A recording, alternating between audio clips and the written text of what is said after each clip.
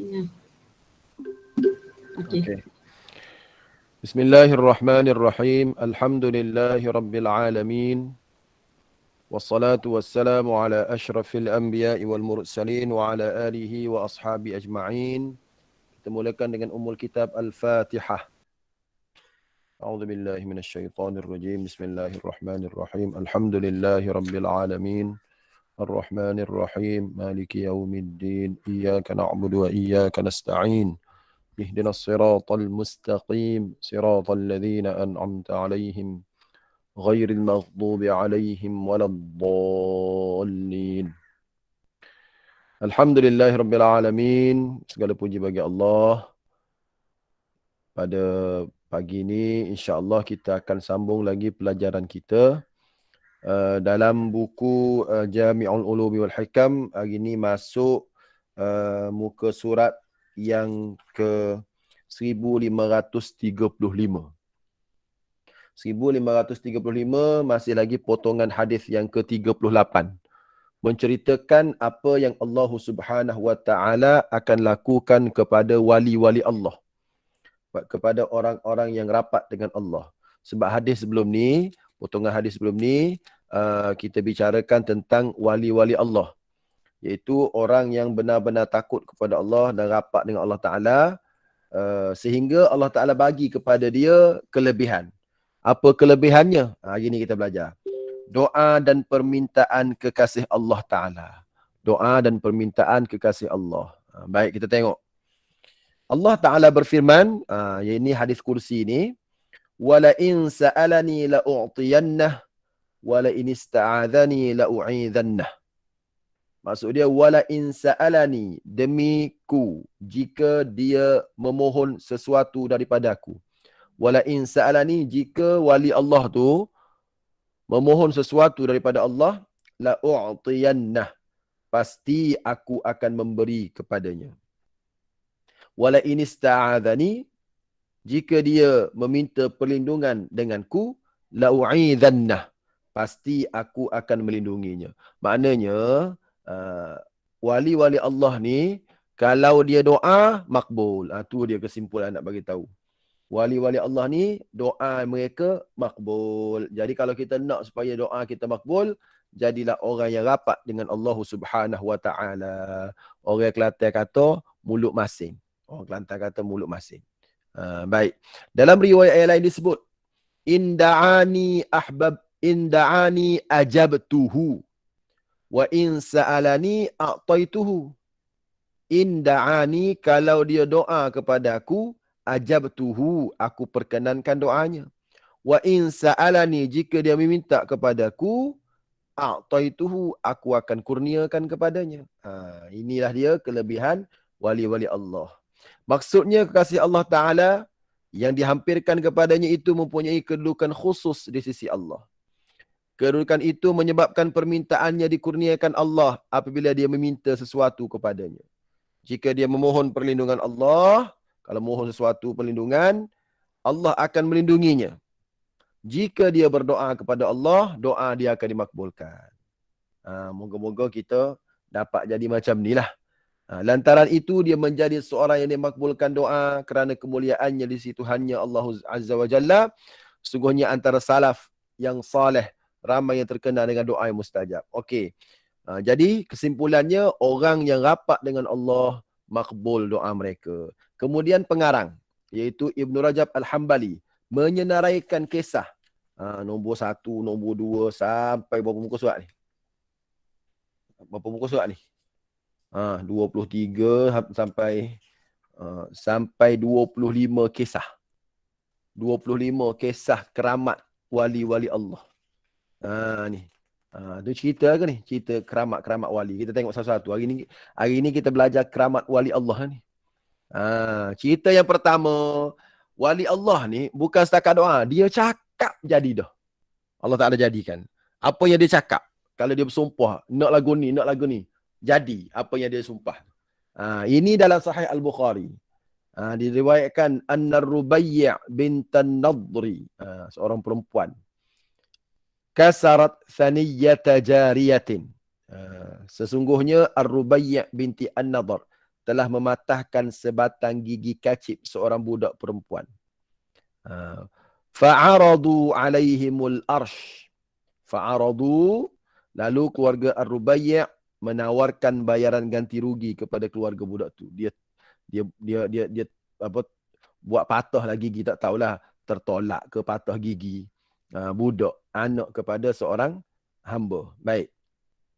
Jadi keluarga kepada Rubai' ni, dia pun keluarga kepada Rubai' ni minta lah apa ganti rugi. Tak apalah, kita bayarlah kepada keluarga budak tu. Tapi fa'abau, keluarga budak tu tak nak. Tak nak. Baik. Bila tak nak, macam mana? Okey. Lantaran itu mereka meminta daripada keluarga budak itu supaya maafkan kesalahannya. Minta supaya maafkan kesalahan. Fatalabu minhumul afwa. Fa'abau, tak nak juga. Faqadha bainahum Rasulullah sallallahu alaihi wasallam. Maka Rasulullah ambil keputusan hukum qisas. Baik, Rubai' ni perempuan, budak perempuan, anak kepada An-Nadhr. Nama Rubai'. Baik. Rubai' ni dia patahkan gigi budak juga, budak kecil. Rubai' ni sama-sama budak sama-sama budak kan. Bila patah gigi ni, hukum patah gigi ni kena patahkan balik, dia panggil qisas. Kalau kita luka, kalau kita patahkan tangan orang lah, qisas ni, hukum dia pertama qisas, kedua maafkan, ketiga bayar ganti rugi. Tu. Jadi bayar ganti rugi tak nak. Patah gigi, tak apalah, kita bayarlah, buat gigi palsu baru ke apa, tanam gigi ke macam tu. Tak nak. Okey, bila tak nak, maaflah, biasalah. Adik aku ni tolak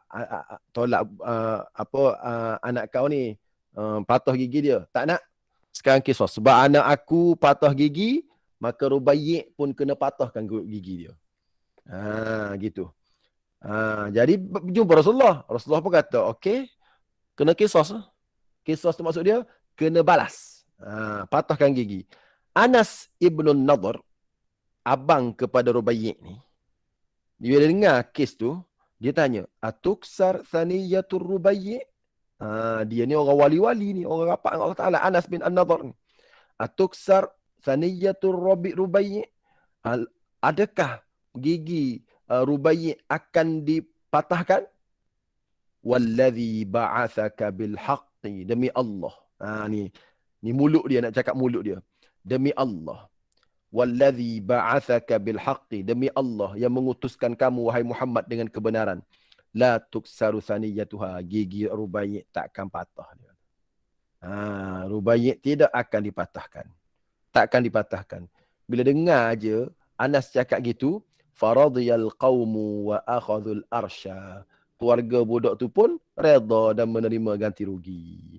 Dengar aja keluarga dia pun, tak apalah, kita terima ganti rugilah, bayarlah. Maka Rasulullah bersabda. Ni kata-kata Rasulullah ni. Nak bagi tahu ada orang yang kalau dia bercakap, kalau dia bersumpah, sumpah dia jadi.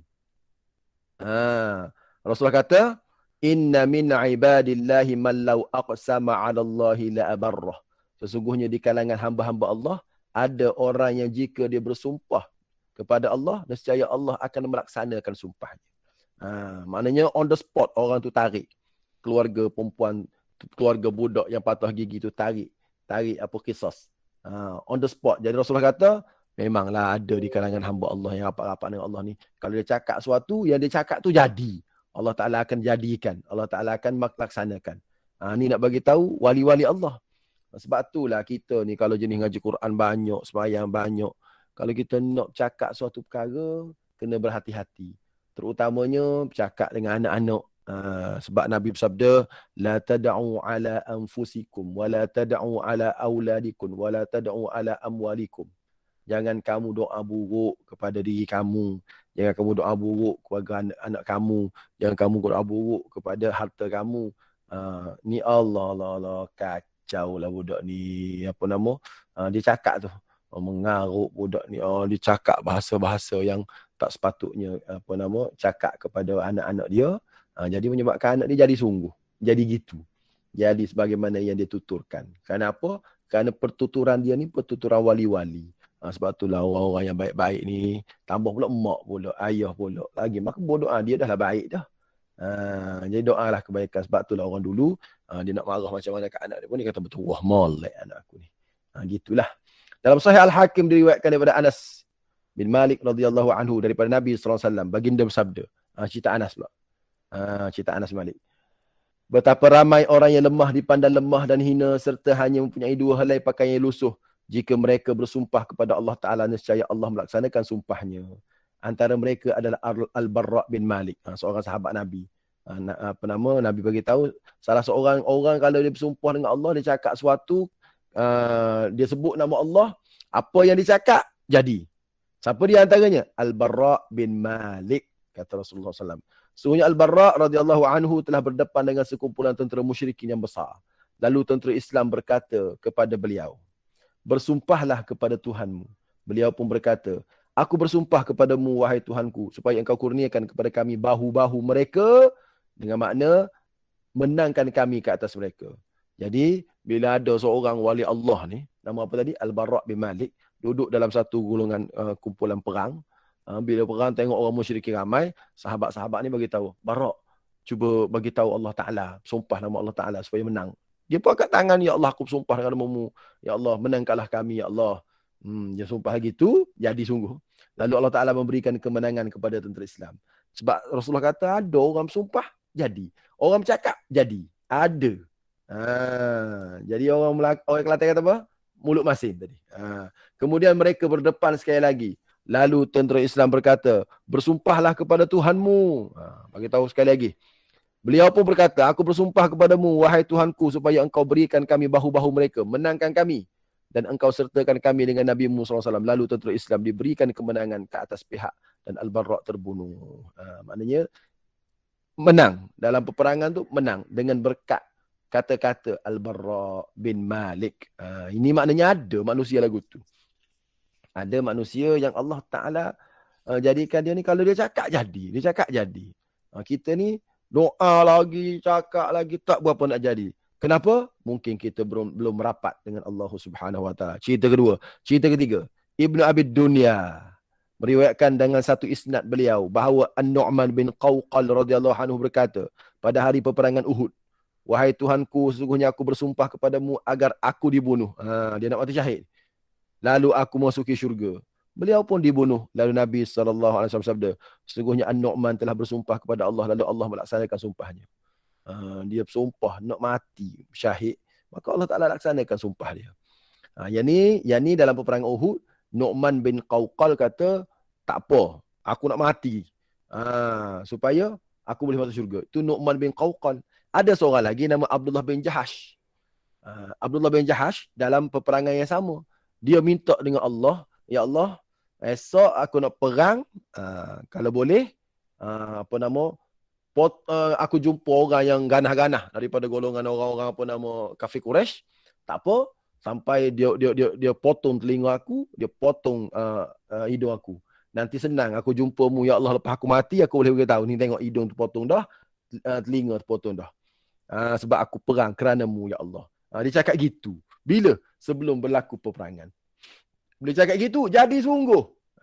Jadi sungguh. Inilah yang diriwayatkan oleh Abu Nuaim. Cerita nombor 4 tu. Cerita nombor 4 tu. Abu Nuaim meriwayatkan dengan isnad beliau daripada Sa'ad radhiyallahu anhu bahawasanya Abdullah bin Jahash berkata pada hari perang Uhud. Ni Sa'ad cerita. Cerita tentang Abdullah bin Jahash. Wahai Tuhanku, apabila aku berdepan dengan musuh esok, temukanlah aku dengan seorang lelaki yang kuat dalam peperangan. Dia nak suruh berperang dengan orang-orang Gedeber kafir Quraisy yang kuat kemarahannya, agar aku melawannya kerana-Mu, dan dia melawanku. Kemudian dia menawanku lalu memotong hidung dan telingaku. Apabila aku bertemu-Mu esok, ya Allah, engkau akan tanya aku, wahai Abdullah, siapakah yang telah memotong hidung dan telinga kamu? Lalu aku boleh jawab depan kamu, ya Allah, aku dipotong hidung dan telinga kerana-Mu dan kerana Rasul-Mu. Lalu engkau berkata, kamu benar. Dia bercakap dengan Allah Ta'ala.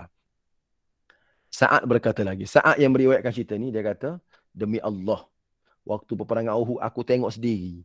Sa'ad bagi tahu, Abdullah bin Jahash berperang, dan aku tengok pada sebelah petang, keadaan hidung dan telinganya tergantung dengan benang. Maknanya kena jahit sebab putus sungguh. Putus sungguh hidung dengan telinga. Putus.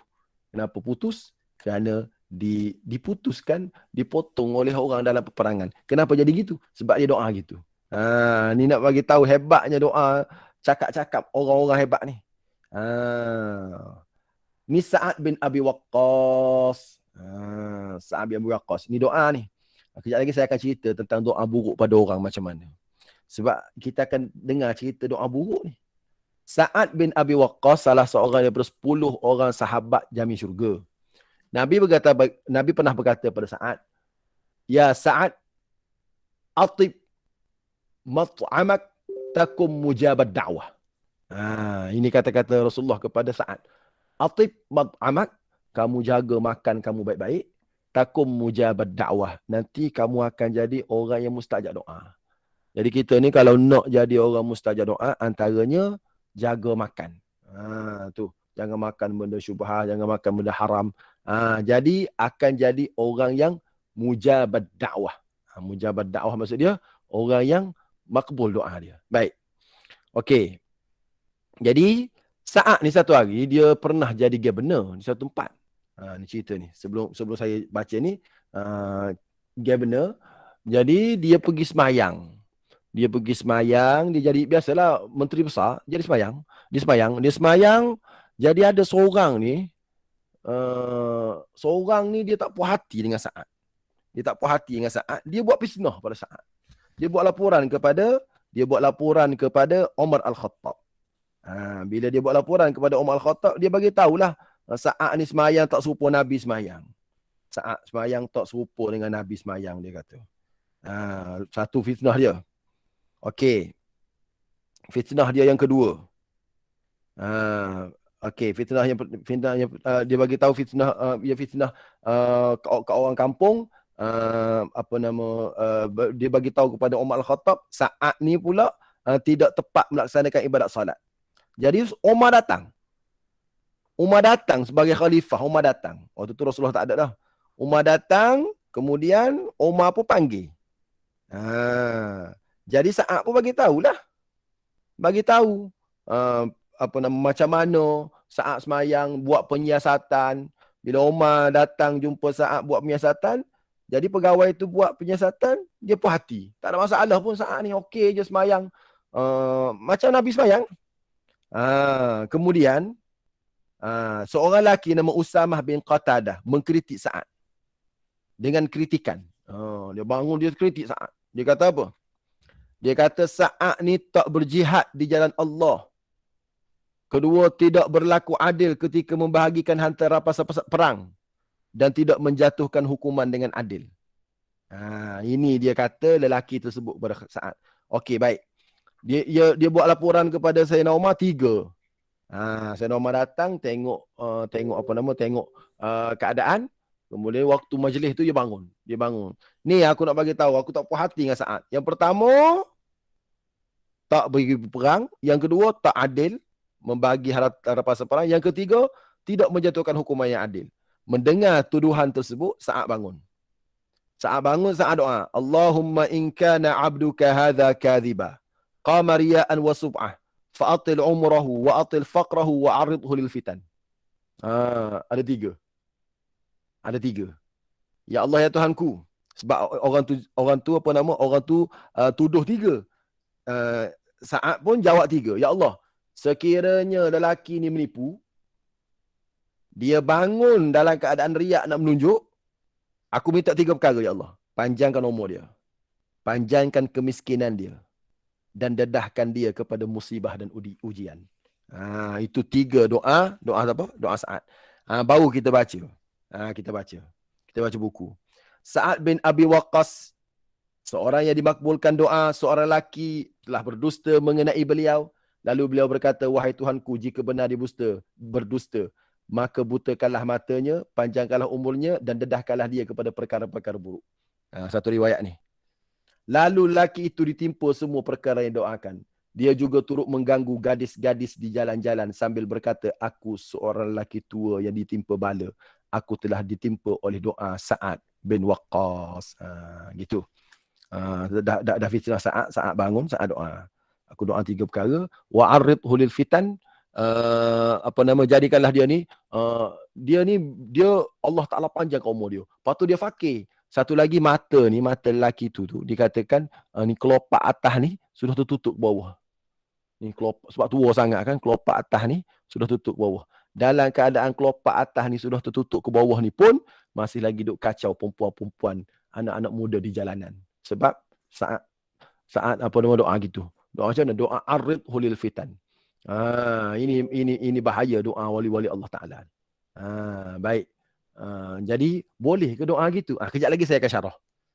Kita baca dulu. Boleh ke saat doa gitu? Sedangkan di ahli syurga, kenapa doa buruk pada orang? Kejap lagi kita syarah. Saat juga telah berdoa ke atas seorang lelaki yang beliau dengar mencerca Ali. Ni geng-geng ni, geng-geng yang tak puas hati dengan Sayyidina Ali ni. Belum pun sempat dia berganjak di tempatnya, tiba-tiba datang seekor unta yang terlepas dari tuannya, lalu memijak lelaki itu dengan keempat-empat kakinya sehingga terbunuh. Nak bagi tahu Sa'ad bin Abi Waqqas ni orang macam mana. Okey lagi. Seorang perempuan. Ini tadi cerita Sa'ad bin Abi Waqqas. Ini cerita Sa'id bin Zaid pula. Yang nombor 7 cerita Sa'id bin Zaid. Siapa Sa'id bin Zaid? Salah seorang ahli syurga juga. Dia 10 orang yang Rasulullah sebut ni. Antaranya Sa'ad bin Abi Waqqas, Sa'id bin Zaid, Abdul Rahman bin Auf, Abu Bakar, Umar, Uthman, Ali. Salah seorangnya adalah Sa'id bin Zaid. Seorang perempuan telah berebut sebidang tanah dengan Sa'id bin Zaid. Sedangkan tanah itu milik Sa'id. Perempuan itu mendakwa beliau telah mengambil tanah miliknya. Lalu Sa'id berdoa, Allahumma in kanat kadhibatan fa'ami basaraha waqtulha fi juhriha. Itu doanya. Wahai Allah, jika dia berdusta, maka butakanlah matanya dan bunuhlah dia di tanahnya. Perempuan itu menjadi buta pada suatu malam ketika dia berjalan-jalan di tanahnya. Tiba-tiba dia terjatuh ke dalam sebuah perigi di tanah dia, lalu mati. Baik. Nama perempuan ni Arwah. Arwah pergi buat laporan kepada Marwan. Marwan waktu tu jadi khalifah. Bagi tahu kepada Marwan ni, Sa'id ni, dia ambil tanah aku. Sa'id kata, mustahil aku ambil tanahmu. Aku dengar sendiri Nabi bagi tahu, siapa ambil tanah orang secara rampasan, sejengkal, Allah Ta'ala akan kalungkan tanah yang dia rampas daripada orang itu, 7 lapis tanah dikalungkan di leher dia. Aku dengar sendiri Nabi bagi tahu. Takkanlah aku boleh buat gitu. Dia bagi tahu kepada Marwan. Tapi Arwan kerah. Tak, curi sungguh tanah aku. Bukan tanah dia, itu tanah aku. Tak apa. Allahumma in kanat kadhibatan. Arwah, kalau kamu ni benar-benar menipu, fa'ami basaraha. Ya Allah, tolong butakan mata dia. Waqtulha fi juhriha. Nanti dia mati dalam tanah tu. Dia doa gitu. Dan perempuan tu bila tua, mati sungguh dalam tanah tu dan jadi buta. Baik. Timbul persoalan, boleh tak doa gini Ustaz? Maka alim ulama kita bahas panjang tajuk ni. Tajuk boleh ke doa gitu. Jadi alim ulama kita bahas, dia kata sekiranya seseorang itu dizalimi, maka boleh dia berdoa, tapi dia kena lapik doa dia tu. Lapik dengan ya Allah sekiranya, ada sekiranya dulu. Sebagaimana Sa'ad bin Abi Waqqas sebut, ya Allah sekiranya orang ni memang jahat sungguh. Memang orang ni menipu. Memang orang ni bangun nak jatuhkan kredibiliti aku. Maka aku mohon padamu ya Allah, tolong buat gini kat dia. Tak apa. Tapi dia kena lapik dulu. Sama juga dengan Arwah tu. Arwah tu dia cakap gitu kepada dia buat dakwaan buruk kepada Sa'id. Sa'id kata, Allahumma in kanat kadhibatan. Ya Allah, sekiranya Arwah ni memang menipu sungguh. Maknanya ulama-ulama bagi kesimpulan, kena lapik dulu. Jangan terus ya Allah butakan mata dia. Jangan. Dia kena lapik dulu. Jadi kalau kita nak berdoa, orang buat zalim sungguh pada kita, ya Allah ya Tuhanku, sekiranya benarlah aku dizalimi, dan memang dia tu jahat sungguh ya Allah. Kita mohon doa pada dia, dibolehkan. Tapi doa paling baiknya adalah doa hidayah lah untuk dia. Tapi nak kata tak boleh doa gitu, ada dalam riwayat sahabat pernah doa buruk begitu kerana dia sudah dizalimi. Jadi di sini doa sahabat ini makbul. Ini satu lagi nak bagi tahu, doa orang yang dizalimi ni makbul. Tu. Orang yang dizalimi doanya amat makbul. Okey. Itu kisah yang ke-7. Kisah yang ke-8. Dia ada 25 kisah ni. So hari ni kita dengar cerita keramat wali-wali bagus. Baik. Kisah yang ke-8. Al-Ala bin Al-Hadrami telah berada dalam satu pasukan tentera. Dia ada seorang wali Allah ni, nama Al-Ala Al-Hadrami. Okey. Mereka berasa dahaga. Lalu Al-Ala bersembahyang dan berdoa. Air tak ada, dahaga. Macam mana nak buat ni? Maka bersembahyanglah Al-Ala, dia doa. Ya Allah, ya Hakimu ya Alim, ya Aliyu ya Halim. Gitu. Dia doa. Sebenarnya cerita ni saya sudah bukukan dalam buku saya 40 kisah motivasi ajaibnya doa. Buku ni saya terbitkan tahun 2011. Ni, buku ni dah habis dah. Saya sempat tulis dan jual dulu 7,000 buah naskah buku ni. Jadi kena cetak balik lah buku ni. Jadi cerita-cerita ni ada dalam buku ni. Antaranya cerita Al-Ala ni. Dan doa yang doa Al-Ala ni ada. Ya Hakimu ya Ali, ya Hakimu ya Ali, ya Halimu ya Azim. Gitu. Ya Hakimu ya Ali, ya Ali ya Ali, ya Hakimu ya Ali, ya Halimu ya Azim. Gitu. Baik. Jadi dia doa. Wahai Tuhan yang Maha Tinggi, wahai Tuhan Maha Agung, sungguhnya kami semua hamba-Mu, di jalan-Mu lah jua kami merangi musuh-Mu. Maka bila doa gitu, maka turunkanlah kepada kami hujan yang dapat kami minum dan berwuduk dengan airnya. Jangan kau jadikan kami orang lain dapat habuan daripadanya. Dia doa. Kami nak air, dia doa. Maka kemudian mereka berjalan sekejap, lalu mereka menemui satu sungai daripada air hujan yang terpancut-pancut. Mereka pun minum dan mengisinya ke dalam bekah-bekah mereka. Kemudian mereka meneruskan perjalanan. Terdapat sebahagian daripada sahabat-sahabat beliau kembali ke tempat sungai tersebut. Tapi dia tidak menemui apa-apa. Lepas doa tengok ada sungai. Ambil air. Gostan balik tengok. Tak ada pun sungai. Tu nak bagi tahu karamah yang ada pada Al-Ala Al-Hadrami. Baik. Ada orang mengadu kepada Anas bin Malik radhiyallahu anhu bahawa sebidang tanah beliau di Basrah kekeringan air. Lantas beliau berwuduk dan keluar ke padang pasir. Beliau pun menunaikan sembahyang 2 rakaat dan berdoa. Lalu hujan pun datang dan menyiram tanahnya. Hujan itu tidak melepasi tanahnya melainkan sedikit sahaja.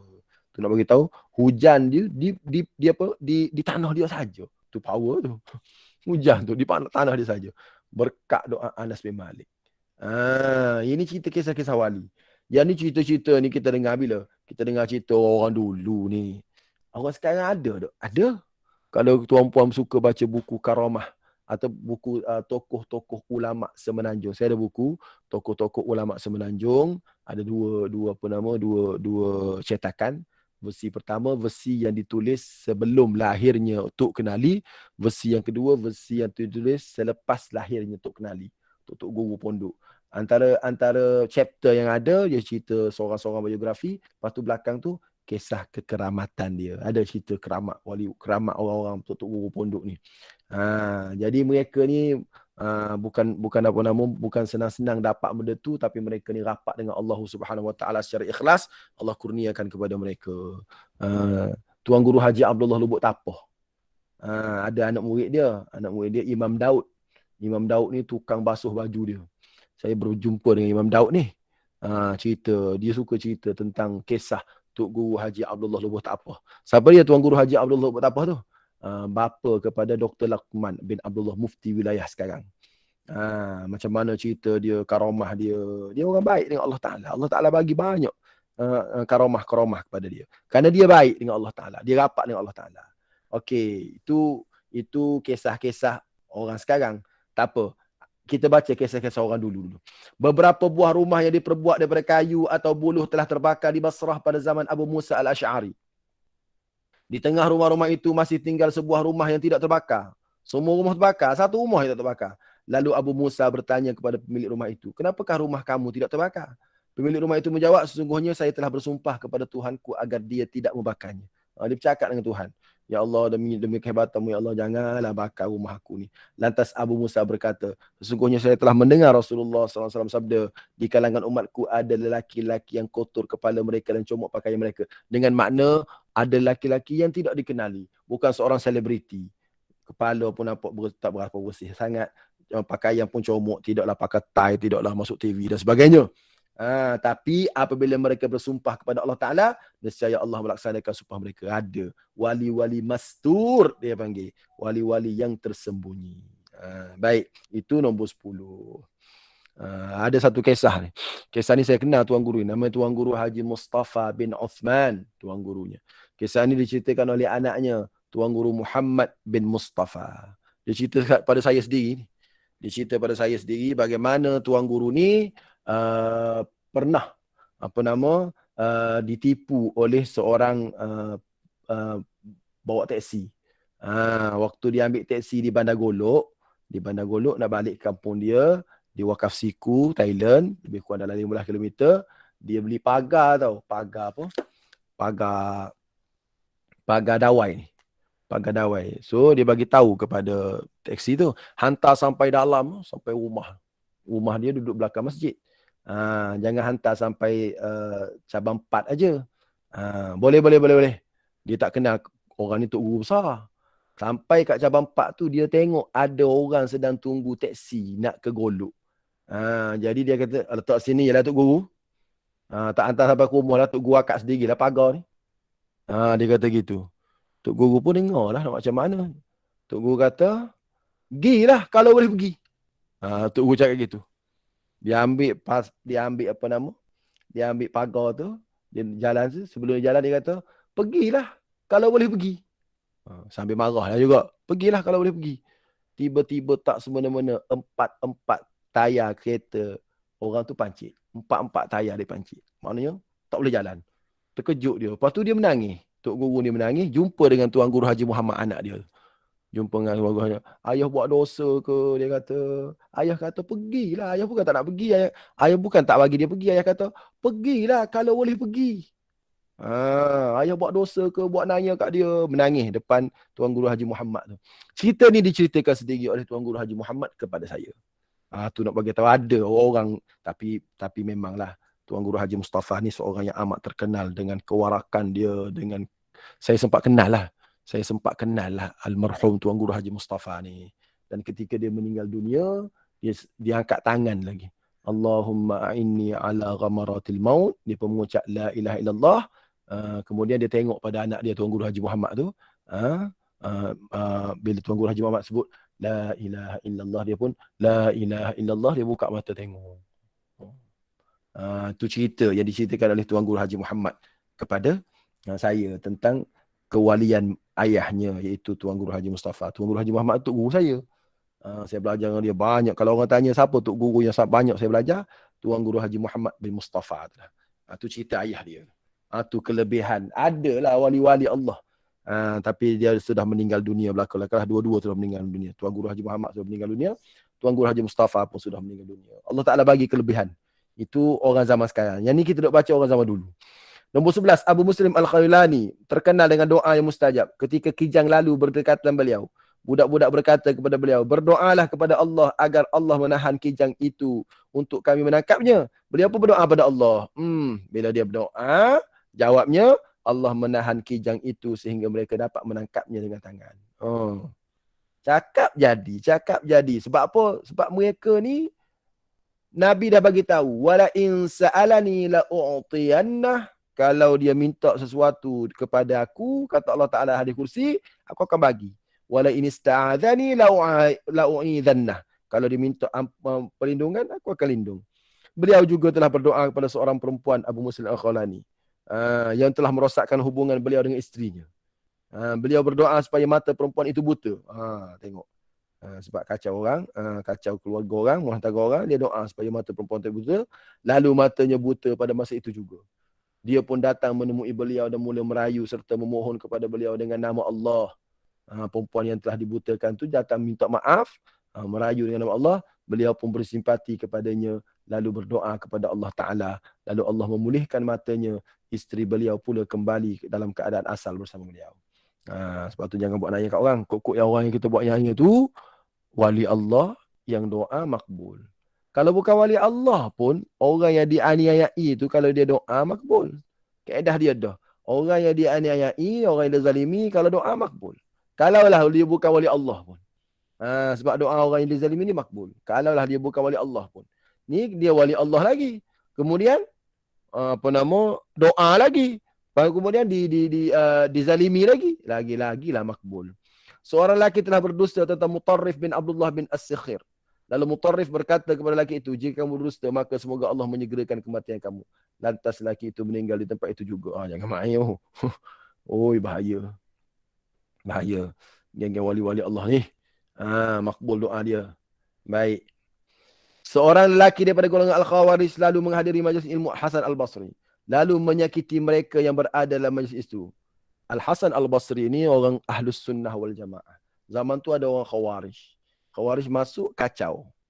Setelah perbuatan buruk lelaki itu bertambah, Al-Hasan berdoa, wahai Allah, sesungguhnya engkau telah mengetahui perbuatan buruknya kepada kami. Oleh itu peliharalah kami daripadanya dengan cara yang engkau kehendaki. Yang dia minta dengan Allah tapi umum. Peliharalah kami daripadanya dengan cara yang engkau kehendaki.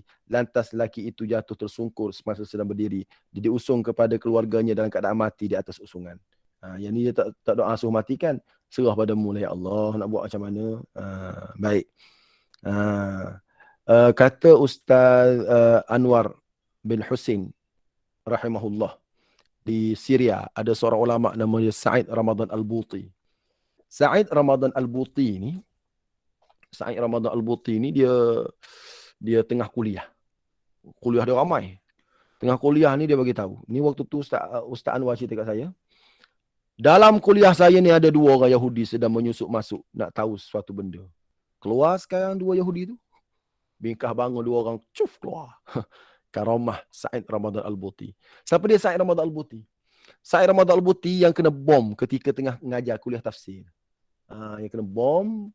Dan waktu bom dia tak meninggal dunia lagi. Waktu mula-mula saya tahu, bila saya ni peminat Sa'id Ramadan Al-Buti, buku-buku Al-Buti saya miliki dan saya baca. Saya suka dia, saya dengar kuliah dia dalam YouTube. Baik, bila mana dia meninggal dunia tu saya menangis, sedih. Allah tak ada Al-Buti, aku belajar lama dengan Al-Buti walaupun tak pernah jumpa. Saya bacalah kisah dia. Kisah dia beberapa hari sebelum daripada dia meninggal dunia, dia telah telefon Syekh Ali Al-Jufri di Yaman. Syekh Ali Al-Jufri sebut.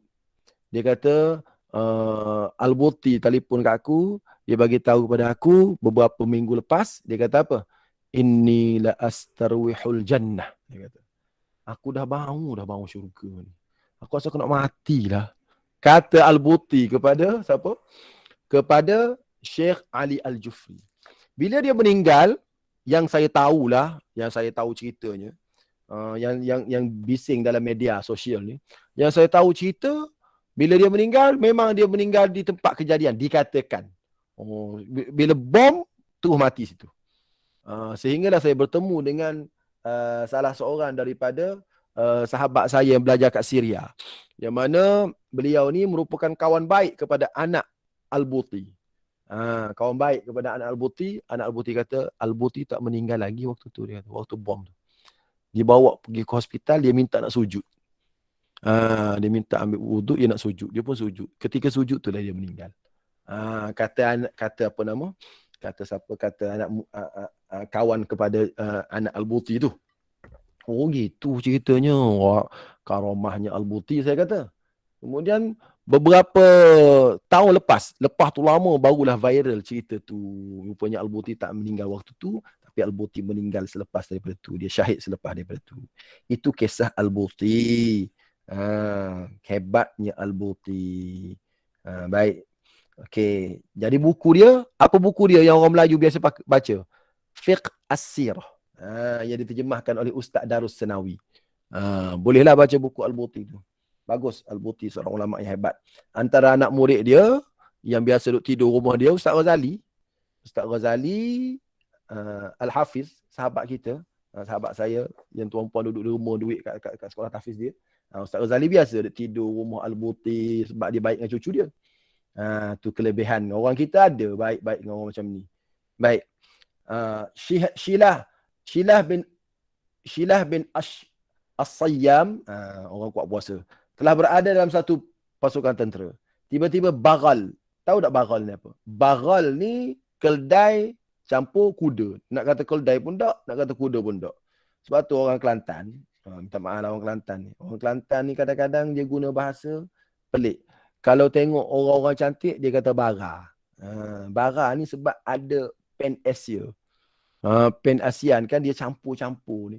Contoh dia tengok apa nama muka tu campur muka Melayu, campur Pakistan. Dia kata oh comel, bara. Bara tu maksud dia kacukan. Jadi dia ambil istilah baral tu, kacukan, tengok bawah tu. Kacukan, keldai dan kuda ni, dia letak bagi istilah kacukan. Macam ni lofa tu kan. Orang Kelantan panggil bara tu. Bara ni lofa, bara Pakistan. Bara Pakistan tu maknanya Melayu plus Pakistan lah. Tapi dia guna istilah bara. Tanya orang Kelantan, tanya Kak Salihah. Betul tak Kak? Orang Kelantan guna bara. Padahal baral ni, apa nama? Binatang, kacukan binatang. Binatang, keldai dan apa nama? Kuda. Orang Melayu panggil bara kepada orang yang kacukan cantik. Pelik sungguh orang Kelantan punya bahasa ni. Jadi orang Kelantan pula bila tengok orang perempuan cantik, oh comel dia mau bara. Bangga pula orang perempuan tu. Padahal baral ni maksud dia apa dia? Haiwan. Kacukan keldai dan kuda. Minta lepas ni tukarlah perkataan bara tu, tak usah bagi tahulah kepada orang-orang yang comel-comel. Tiba-tiba baral betina milik beliau telah hilang bersama barang yang dipikulnya, sedangkan orang lain telah pun bertolak. Beliau pun bangun menunaikan sembahyang dan berdoa, Ya Allah, sesungguhnya aku bersumpah kepadamu agar engkau kembalikan kepadaku baralku dan barang yang dipikulnya. Tiba-tiba baral itu datang sehingga ia berdiri di hadapannya. Tengok, sembahyang 2 rakaat, balik. Kita lama dah hilang benda sembahyang berapa belah rakaat, tak balik-balik lagi benda tu, tak jumpa-jumpa lagi. Sebab mungkin doa kita tidak semakbul dia. Pada suatu ketika, beliau berada di padang pasir yang kontang. Beliau kelaparan lalu mohon makanan daripada Allah Ta'ala. Tiba-tiba beliau mendengar bunyi benda jatuh di belakang beliau. Beliau mendapati sehelai kain bungkusan atau kain pengelap. Di dalamnya terdapat sebuah bakul yang diperbuat daripada daun pokok kurma. Ia berisi rutab. Apa makna rutab? Rutab tu maksud dia kurma yang belum masak. Bukan belum masak, kurma yang belum krepot, yang segar. Beliau pun memakan rutab itu. Kain itu ada bersama isterinya Mu'azah Al-Adawiyah, seorang wanita yang salihah. Itu hebat. Siapa dia tadi? Yang ni seorang lagi, Muhammad bin Al-Munkadir. Muhammad bin Al-Munkadir ni seorang wali Allah yang hidup sezaman dengan Imam Malik. Imam Malik bin Anas, iaitu Imam Darul Hijrah, pengasas mazhab Maliki. Imam Malik ni soleh dah ni. Soleh, lalim, hebat.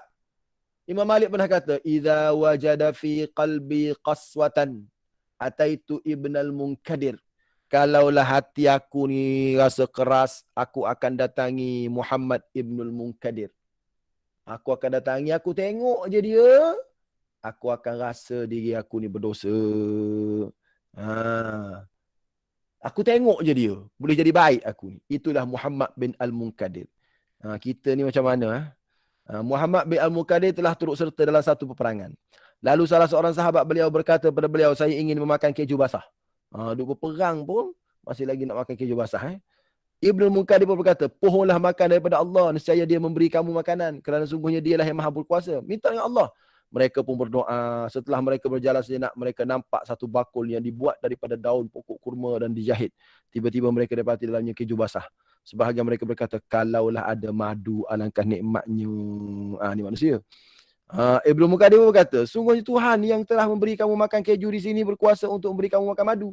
Dia dah bagi keju, minta madu lah pula, dah nak madu. Maka mintalah dia memberi makan kamu madu. Mereka pun berdoa dan meneruskan perjalanan seketika. Tiba-tiba mereka menemui satu bekas madu di jalan. Mereka pun singgah di situ dan makannya. Tengok. Keramat. Geng-geng ni. Cakap minta bagi. Cakap minta bagi. Cakap minta bagi. Allahu Akbar. Ni kehebatan wali-wali Allah. Kenapa? Kerana mereka ni wali Allah. Minta jadi.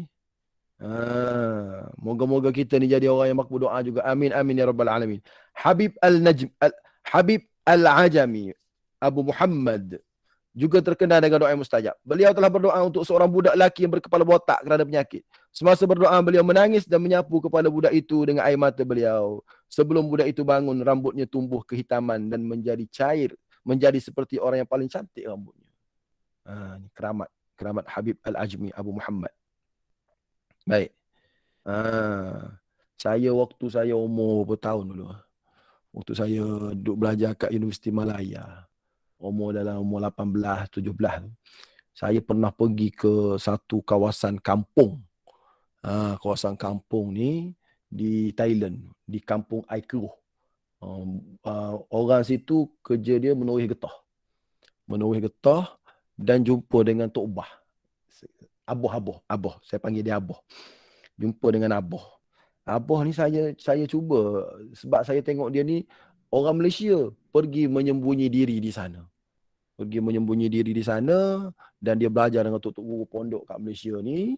Dan dia orang alim, pergi duduk sana. Dan kalau sebelum subuh tu kita dengar la ilaha illallah. Saya pergi tumpang mak angkat saya duduk situ berminggu-minggu. Dan Aboh ni saya duk dengar dia ni kuat sangat berzikir lah. Jadi saya pun tanyalah dia macam mana cerita kisah hidup dia. Dia dah tua lah. Dia pun cerita lah macam mana kisah hidup dia belajar, kenapa dia pergi sana. Dan terkenal dia ni seorang yang karamah. Saya pun pergi duduk semayang dengan dia, belajar dengan dia sekejap waktu tu. Jadi orang kampung ni, kalau pergi jumpa dia, kalau anak budak-budak lah, terutamanya budak-budak.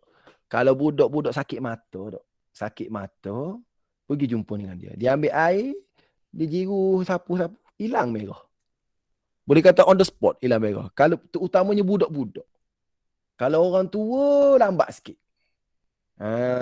Jadi saya pun ambil kesimpulan sendirilah. Saya kata budak-budak ni mungkin budak-budak ni jenis tak ada dosa. Jadi doa orang yang tak ada dosa, doa orang soleh kepada budak yang tak ada dosa cepat makbul. Adapun orang tua, kalau sakit mata, kena baca banyak kali. Kena pergi banyak kali baru jadi. Baru Allah izinkan. Mungkin kerana pesakit tu berdosa kot. Kalau budak-budak, abah ni mandikan je. Mandikan dengan izin Allah, segera sembuh. Gitu. Tu orang tua lambat sikit. Tu abah. Dah meninggal dah lama dah. Baik. Itu kisah-kisah yang orang ada zaman sekarang. Kisah berkat doa. Seorang lelaki yang sudah lama sakit telah dibawa dengan usungan kepada Habib Al-Ajmi. Beliau pun berdoa untuk lelaki itu, lalu dia dapat bangun di atas dua kakinya. Dia pun memikul usungan itu di atas tengkuknya dan pulang kepada keluarganya. Lawak juga orang ini. Pergi duduk atas usungan. Pergi jumpa Habib Al-Ajmi. Habib Al-Ajmi doa. Akhir sekali dia ambil usungan tu, dia balik, bawa. Sehat dah. Ni keberkatan doa Habib Al-Ajmi. Ini semua kisah doa-doa wali-wali kerana mereka ini orang rapat dengan Allah Ta'ala. So ada sikit kisah, nombor 20 sampai 25. Kita sambung minggu depan lah kisah seterusnya. Ada 10 minit lagi, sekiranya ada soalan nak ditanyakan, silakan. Kalau tak ada, kita berhenti awal lah sikit lagi ni. Kalau tak ada, kalau ada boleh kita teruskan sampai pukul 10. Silakan, ada soalan?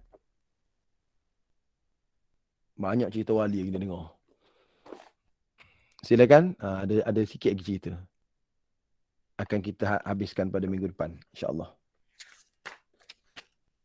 Ada soalan? Pokok ada.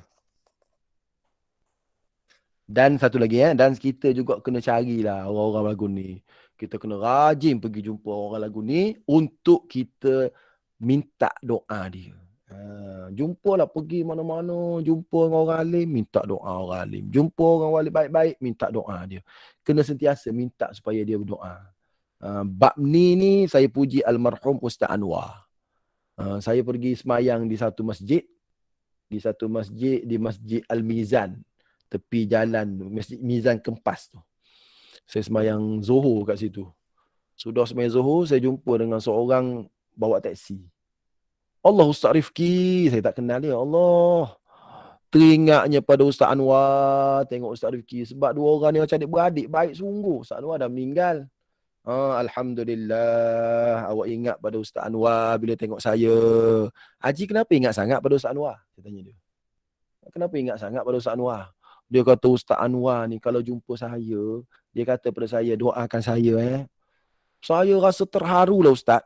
Sebab dia seorang ustaz yang terkenal. Tapi dia minta saya, seorang orang yang bawa teksi je ni, suruh doa pada dia. Satu penghargaan lah Ustaz. Dia boleh cakap gitu, padahal dia seorang ustaz yang terkenal. Jadi saya lepas daripada cakap gitu, setiap kali lepas sembahyang saya doa pada dia. Tambah-tambah sekarang dia dah meninggal dunia, lagi-lagi saya doa pada dia. Oh, saya kata untungnya Ustaz Anwar dapat doa Haji. Yelah, sebab dia hargai saya, dia nak tumpang doa saya. Saya kata, Ji, Haji pun sama. Buat gitu kat saya. Doa pada saya juga. Saya kawan baik Ustaz Anwar, doa pada saya juga. Jangan tinggal doa pada saya. Untungnya, tidak bagi tahu untungnya kita minta orang doa pada kita. Almarhum Tuan Guru Haji Muhammad. Untuk guru saya, yang ayah dia tadi meninggal. Saya jumpa dia, saya kata, ayah doa pada saya. Ayah doa pada saya. Dia kata, Rifki, orang minta doa supaya ayah doa pada dia, memang ayah akan doa pada dia. Saya kata, macam mana cara ayah doa pada dia? Macam mana ayah doa pada dia? Dia kata, ayah ni dalam skrip doa ayah akan ada waliman awsani bid-du'a. Akan ada, dia kata. Oh, kemudian dia pun bagilah skrip doa tu kepada saya. Maksud skrip doa tu iaitu doa, ya Allah, aku mohon kepada kamu kebaikan dunia dan akhirat untukku, untuk ayahku, untuk keluarga aku, untuk guru-guruku. Belakang tu waliman awsani bid-du'a, dan untuk orang yang pesan kepada aku supaya aku dia berdoa untuk dia. Supaya aku berdoa untuk dia. Sebab tu dalam sembahyang hajat kan, orang ramai minta tolong supaya saya doa pada dia. Jadi saya ni pun bila saya sembahyang hajat, saya akan doa, Allahumma qdi hajati wa hajati man awsani bid-du'a. Itu skrip doa saya. Allahumma qdi hajati, ya Allah, kau tunaikanlah segala hajat aku yang baik-baik ni. Wa hajati man awsani bid-du'a, dan kau tunaikan juga hajat orang yang pesan kepada aku suruh doa pada dia. Tu. Jadi Tok Guru tadi lah yang ajar saya macam tu. Jadi kau Rifki, sebab ramai orang minta tolong kau doa gitu. Allahumma qdi hajati, ya Allah, tolong tunaikan hajat aku, wa hajati man awsani bid-du'a, dan tolong juga tunaikan hajat orang yang sentiasa minta supaya aku doakan dia. Orang yang suka minta. Yang tu, jadi yang minta hari ni tu, yang dah PM hari ni, kalau saya doa malam ni, dapatlah. Kalau saya sembahyang hajat, Allahumma qdi hajati wa hajati min awsani bid-du'a, sebab dia pesan gitu. Itu contoh.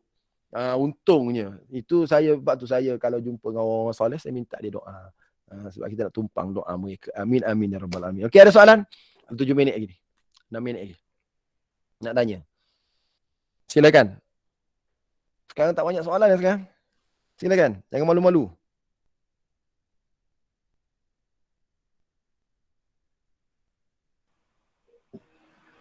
Assalamualaikum Ustaz.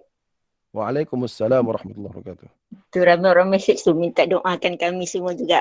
Amin, amin. Allahumma qdi hajatina wa hajati man awsana bid-du'a. Amin, amin, amin, ya rabbal alamin. Itu memang masuk sentiasa.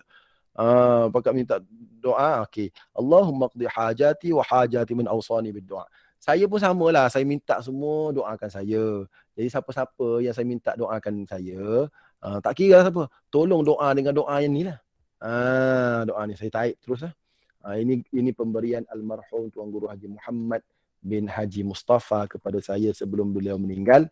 Bila saya minta kepada dia supaya dia doakan saya, dia kata orang yang minta doakan, minta dia doakan, sentiasa akan dapat doa dia, sebab dia sentiasa doa, Allahumma qdi hajati wa hajati man awsani bid-du'a.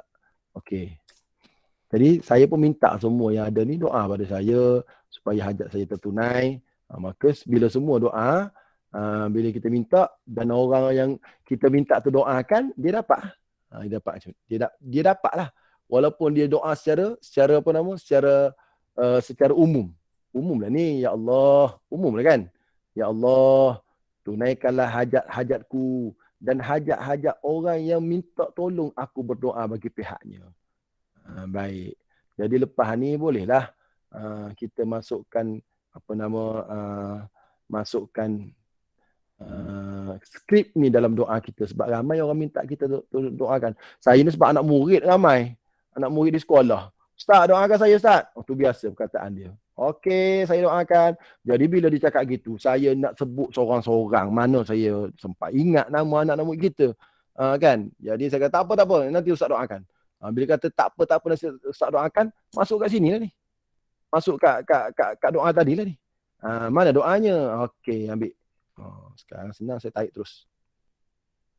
Ambil. Jadi lepas ni kalau ada orang minta tolong kita doakan, kita baca yang ni. Allahumma qdi hajati wa hajati man awsani bid-du'a. Sorry.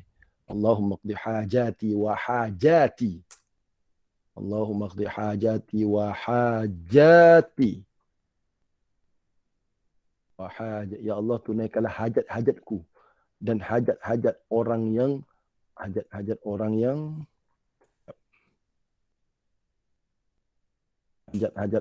yang minta tolong aku doa untuk dia.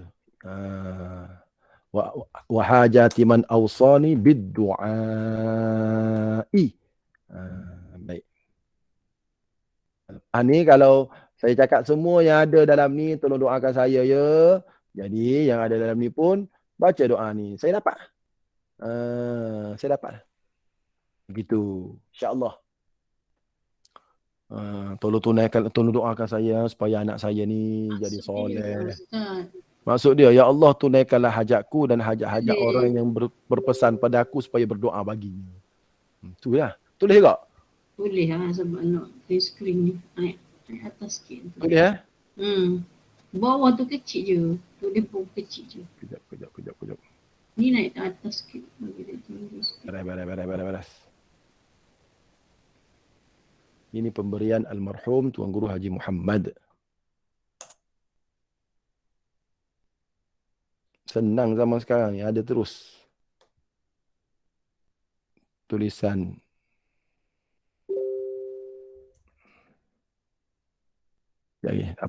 Jaga saya besarkan je bang.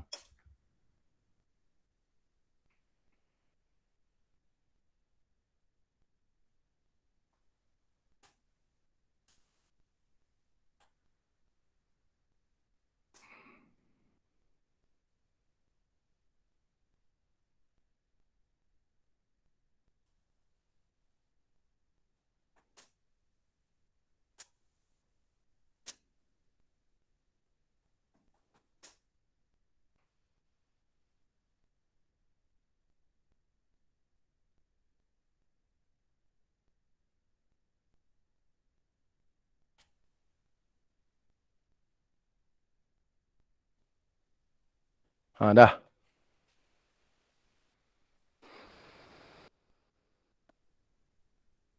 Okey.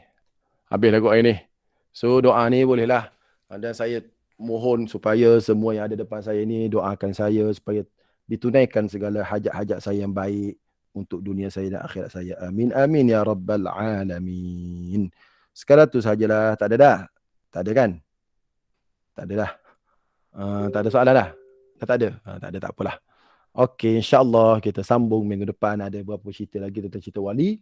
InsyaAllah kita teruskan pengajian kita. Moga-moga Allah Ta'ala berikan kekuatan kepada kita. Dan untuk sesiapa yang nak tahu lagi banyak lagi kisah wali-wali, kisah doa-doa makbul, boleh beli buku ni. Tapi buku ni cuba type dalam Shopee. 40 kisah motivasi ajaibnya doa. Ada rasanya buku ni. Tapi dia cetakan baru. Dikeluarkan oleh PSN. Pustaka Syekh Nuruddin. Dalam ni banyak. Cerita-cerita tadi pun ada. Dan kita boleh ambil manfaat sebab saya masukkan juga doa-doa. Doa-doa, dia doa macam ni Allah makbulkan. Jadi kita harap apa? Kita harap barakah skrip tu dapat. Barakah skrip tu. Barakah. Contoh Imam Syafi'i doa jadi. Kita doa tak jadi. Contohlah kalau kita doa tak jadi, doa lagi. Kenapa? Kerana kita ada barakah skrip tu. Sebab kita ni tak berapa nak jadi lagi ni sebab kita tak sesoleh Imam Syafi'i. Tapi kita pinjam skrip orang soleh macam Imam Syafi'i. Jadi nak dapat skrip tu, bolehlah miliki buku ni dalam dalam Shopee. Boleh buka Shopee, insya-Allah ada dalam tu. Wallahu a'lam, sekadar tu sahajalah. Moga-moga Allah Ta'ala berkati pertemuan kita pada hari ini. Moga-moga Allah Subhanahu wa taala kurniakan kepada kita kejayaan dunia dan akhirat. Aqulu qawli hadza wa astaghfirullahal azim li wa lakum. Wassalamualaikum warahmatullahi wabarakatuh. A'udzu billahi minasyaitonir rajim. Bismillahirrahmanirrahim. Alhamdulillahirabbil alamin. Wassalatu wassalam ala asyrafil anbiya wal mursalin wa ala alihi wa sahbihi ajma'in. Allahumma anfa'na bima 'allamtana wa 'allimna ma yanfa'una. Allahumma zidna 'ilma. اللهم اقض حاجاتنا اللهم اقض حاجاتنا اللهم اقض حاجاتنا وحاجات من أوصانا بالدعاء اللهم اشفي عبدك أحمد فيصل بن عبد الله السحيمي اللهم اشفه بشفائك وعافيه من بلائك واصرف عنه الأذى والأمراض والأسقام برحمتك يا أرحم الراحمين. Ya Allah, ya Tuhan kami, Engkau kurniakanlah kesembuhan kepada Ahmad Faisal bin Abdullah As-Suhaimi, kepada Ahmad Faisal bin Salihah. Ya Allah, ya Tuhan kami, mohon padamu ya Allah agar Engkau sembuhkan sakit beliau, Engkau ubati beliau dengan ubat dari sisimu, Engkau afiat sejahterakan beliau daripada segala ujianmu, dan Engkau jauhkan beliau daripada segala penyakit-penyakit yang berbahaya dengan rahmat kasih sayangmu jua ya Allah ya Arhamar Rahimin. Allahumma rabban nas mudhibal ba's ishfihi shifaan ajila shifaan la yughadiru saqama. Ya Allah ya Tuhan kami, Tuhan yang menyembuhkan, Tuhan yang menghilangkan kesakitan, tolong sembuhkan Ahmad Faisal bin Abdullah As-Suhaimi dengan kesembuhan yang segera, kesembuhan yang tidak meninggalkan kesan-kesan buruk pada dirinya ya Arhamar Rahimin. Wa sallallahu ala sayyidina Muhammad wa ala alihi wasahbihi wasallam. Alhamdulillahirabbil alamin. Taqabbalallahu minkum.